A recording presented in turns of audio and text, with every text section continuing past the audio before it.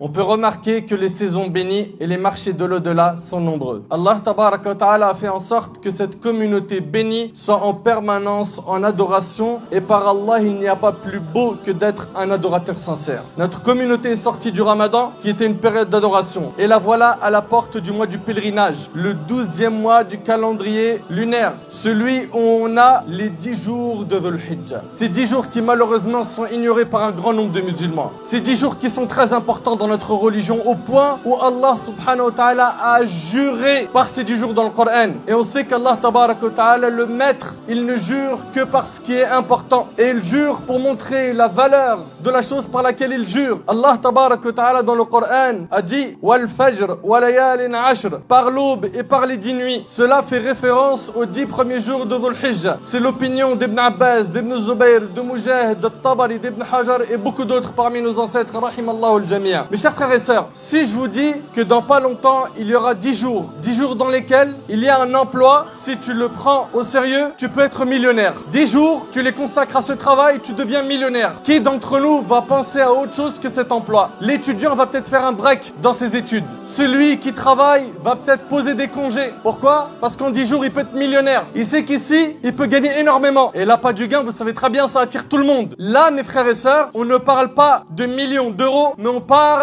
de grandes récompenses auprès d'Allah subhanahu wa ta'ala. On parle d'une occasion en or où tu peux te racheter auprès d'Allah. On parle d'une occasion où tu peux te réconcilier avec ton maître. Le prophète sallallahu alayhi wa sallam a dit: les meilleurs jours de ce monde sont les 10 jours de Dhul Hijjah. Et quand on dit les 10 jours, est-ce qu'on parle de la première décade, la deuxième ou la troisième? On parle de la première, c'est-à-dire c'est les 10 premiers jours du mois de Dhul Hijjah qui arrivent dans quelques jours, bi'idhnillah. Malheureusement, un grand nombre de musulmans sont insouciants face à ces occasions en or où on peut gagner beaucoup. Vous savez, mes frères et sœurs, quand quelqu'un va chez le médecin et que le médecin, en le consultant, il s'aperçoit qu'il a au départ une petite maladie. Puis, il continue à creuser et le médecin voit une autre maladie. Et il continue à creuser jusqu'à ce qu'il voit un cancer. Wal'iyadhu billah. On est bien d'accord que ce médecin va d'abord traiter le cancer avant les autres maladies. Pourquoi? Il va fonctionner par ordre de priorité. Nous, malheureusement, on a plein de problèmes, on a plein de mashakil. On a des épreuves dans le travail, des épreuves dans nos familles, des épreuves de santé, des épreuves dans le couple, des épreuves, on en a, en veux-tu, en voilà. Mais la plus grande épreuve qu'on a et face à laquelle nous sommes insouciants, c'est qu'on s'est éloigné d'Allah et on s'est attaché à ce bas monde. Et s'il y a quelque chose à soigner en priorité, c'est ça, c'est le plus grand problème qui nous a touchés. L'attachement aveugle à cette dunya, au point où on ne pense plus à l'akhira, l'au-delà. On a vendu l'au-delà pour un vil bas monde, pour un petit peu d'argent, pour le pouvoir, pour la notoriété. On est prêt à lâcher notre religion et on se plaint des problèmes. Tu n'as pas soigné le plus grand de tes problèmes, à savoir ta